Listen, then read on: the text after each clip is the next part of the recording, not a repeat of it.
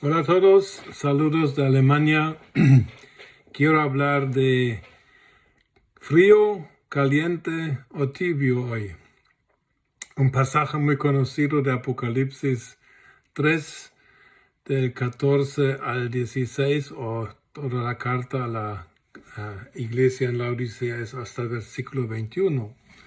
Y esta parte habla de que Jesús se acerca a 7 iglesias.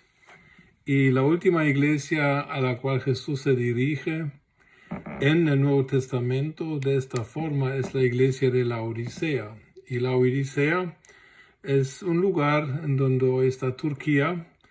Y Jesús les dice que yo conozco tus obras, que no eres ni frío ni caliente. Y luego sigue, ojalá que fueses o frío o caliente, pero como eres tibio, te vomitaré de mi boca. Se ha discutido mucho sobre lo que significa frío o caliente y tibio, pero vamos uno por uno. La carta a la iglesia en la Odisea, personalmente creo que es una carta que va dirigida al último tiempo de la iglesia, porque no creo que sea casualidad de que la última de las 7 iglesias se llame la Odisea, y la Odisea es la palabra griega que significa el derecho o la justicia del pueblo. Y no sé si estamos conscientes de que una de las palabras más usadas de nuestro tiempo a nivel político es la palabra democracia. Y democracia también es una palabra griega que significa algo similar, porque democracia significa el poder o la fuerza del pueblo. Nosotros vivimos desde hace unos 100 y pico años en el tiempo político, cuando las democracias han llegado a ser la forma política más difundida de cómo organizar los países, naciones y estados. Pero la democracia tiene sus debilidades, como todos muy bien sabemos, por medio de la historia, que por ejemplo, los que no lo saben, Adolfo Hitler fue elegido democráticamente allá en el 1933, parece, y él llegó al poder político por el sistema democrático, y luego por supuesto, abusó su posición para cometer atrocidades antes nunca conocidas.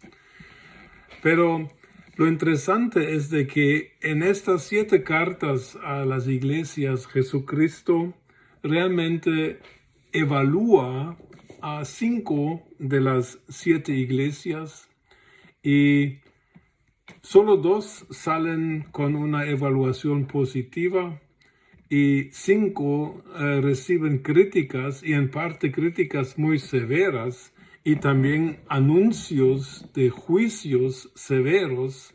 Y no debemos olvidar que Jesucristo está hablando a la iglesia, no está hablando a los incrédulos ni a los gentiles, está hablando al ángel, o sea que al liderazgo de la iglesia, por ejemplo, Éfeso, Pérgamo, Tiatira, Sardis, etc.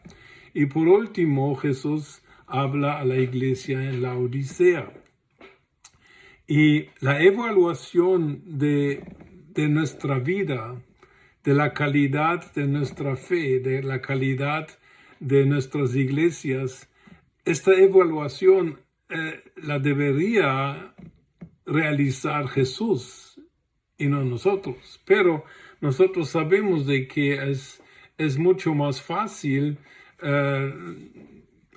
acudir a formas de evaluación que donde salimos un poquito más favorables.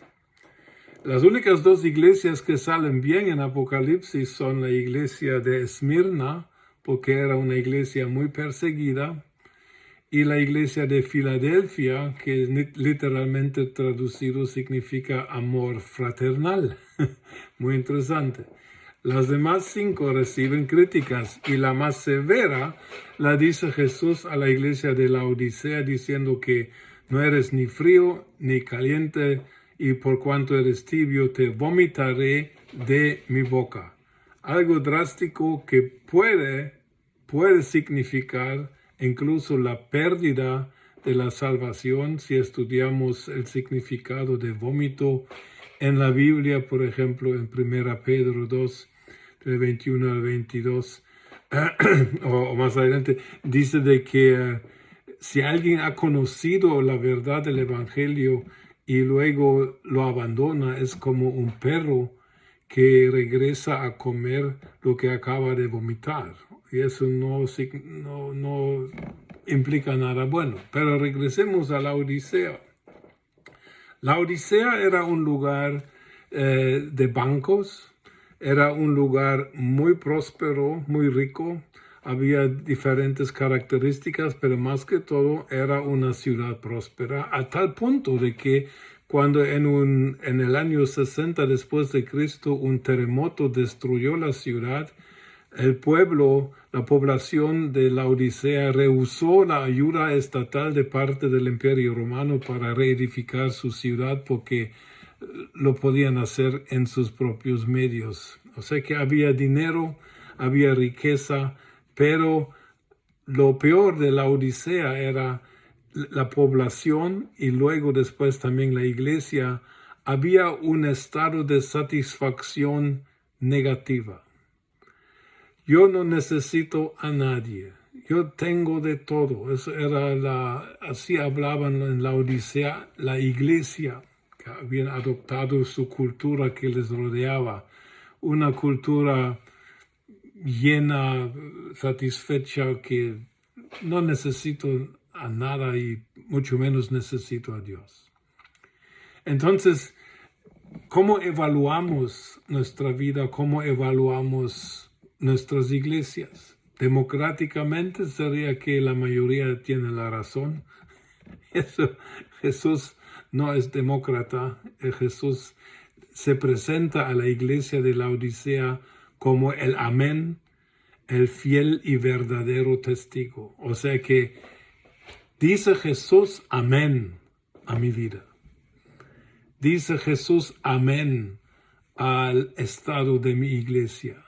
Porque Jesús es el verdadero y el fiel testigo. Él va a testificar la verdad respecto a nuestra verdadera condición desde su punto de vista. Porque otro tipo de punto de vista, sinceramente, no ayuda y realmente no importa. Nosotros podemos evaluarnos democráticamente, la mayoría tiene la razón. Podríamos evaluarnos individualmente, o sea que mi opinión es la que vale y lo que digan los demás no me importa y lo que diga Dios tampoco me importa. O podríamos evaluarnos de forma cultural, donde uno más todo se va por las tradiciones, siempre lo hemos hecho así, siempre lo he hecho así. Y todos estos criterios para evaluarnos van a fallar porque ni nosotros, ni nuestra cultura, ni nuestra sociedad, ni nuestra humanidad realmente es un fiel y verdadero testigo como Jesús. Dice Jesús amén a nuestras vidas.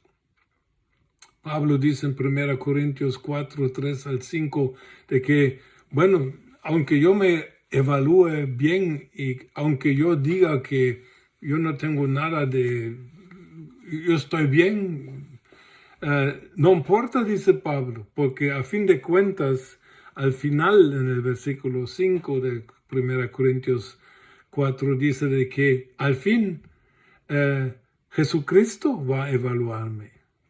Y allá no va a importar lo que yo pienso, lo que piensen los demás, lo que la iglesia piense, no.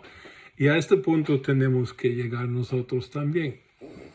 Jesús conoce nuestras obras y la crítica de Jesús en la Odisea era de que las obras no eran buenas. eres ni frío ni caliente, sino tibio. Eso tenía que ver con el hecho histórico de que el agua que venía a la ciudad de la Odisea venía por una tubería y era agua de fuentes calientes, y cuando llegaba a la ciudad era agua tibia, y realmente el agua tibia no tiene mayor uso realmente. Y la comparación entre aquí tibio, frío y caliente tiene que ver con la pregunta de utilidad. ¿Es útil mi vida para Dios? Y la Biblia revela tanto el frío como lo caliente puede ser útil. Porque viviendo en Turquía, mucho calor, incluso Jesús una vez dijo que alguien que os dé un vaso de agua fría, Dios le va a recompensar por eso. O sea que un vaso de agua fría en un lugar de mucho calor es una bendición, es útil. Agua caliente es necesaria ¿para qué? Para cocinar, porque ¿quién va a comer un caldo de res que no se haya cocido bien en agua hirviendo? O sea que tanto el caliente como el frío son cosas de beneficio al ser humano, pero aquí la pregunta ¿es nuestra vida útil al Señor? ¿Tiene alguna utilidad? Porque esta utilidad es algo que Jesús espera de su iglesia. En 2 Timoteo 2:21 habla de que tenemos que desprendernos de cosas que nos impiden para llegar a ser útiles al Señor.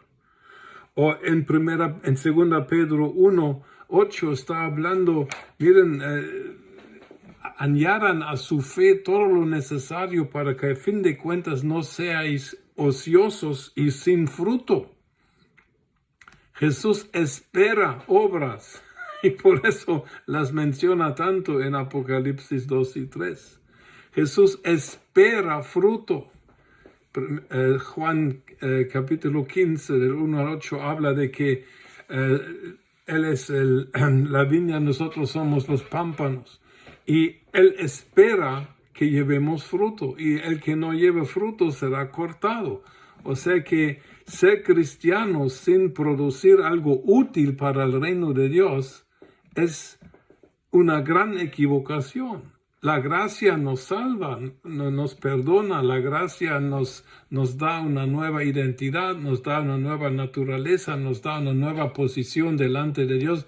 La gracia nos pone en la posición y en la capacidad de producir un fruto útil para Jesucristo y para su reino. Y quiero nada más en un paréntesis explicar algo. Todos conocemos la menorá, el candelabro de 7 brazos de Israel. Ese es un ejemplo que tengo aquí en mi casa. Y en el libro de Éxodo, capítulo 25, a partir del versículo 31, nos dice de que este candelabro de oro fue hecho de oro fino, de un talento de oro, y fue hecho a martillazos. O sea que, hablando claramente, un talento son 34 kilogramos de oro, un valor inmenso. Y el artista tenía que solo con martillo formar este lingote de oro en un candelabro, como fue escrito por Dios a Moisés en Éxodo 25, 31 al 40. ¿Cuál es el mensaje? El mensaje es de que el lingote de oro tenía un valor inmenso, pero una utilidad cero. ¿De qué sirve un bloque de oro puro? No lo puedes comer. ¿Cuál es la utilidad? Pero a martillazos fue convertido este lingote de oro en una obra de arte maravillosa, que no solamente era una obra de arte bonita, sino también tenía su utilidad, porque eran las 7 lámparas que alumbraban el lugar santo, primero en el tabernáculo de Moisés y después más adelante en el templo en Jerusalén. O sea que a martillazos lo valioso fue convertido en algo útil. Eso es parte del proceso de nuestra vida. Jesucristo, la luz del mundo, según Juan 8:12, Jesucristo, siendo Dios, el Hijo de Dios, con un valor inmensurable, llegó a la tierra y fue literalmente martillado, particularmente en la cruz. Y Hebreos 5 del 7 al 9 dice de que aprendió obediencia por lo que sufrió y luego para llegar a ser un Salvador que podía salvarnos. O sea que Jesucristo, el más valioso de todo lo que existe, tuvo que ser convertido en algo útil luego para la salvación de los seres humanos. Y lo mismo la iglesia. La iglesia tiene que ser convertida de algo útil, un valor. Jesucristo, somos llamados el tesoro, somos llamados la perla preciosa. Dios habla bien de su pueblo. En Éxodo 28 compara Dios su pueblo con piedras preciosas.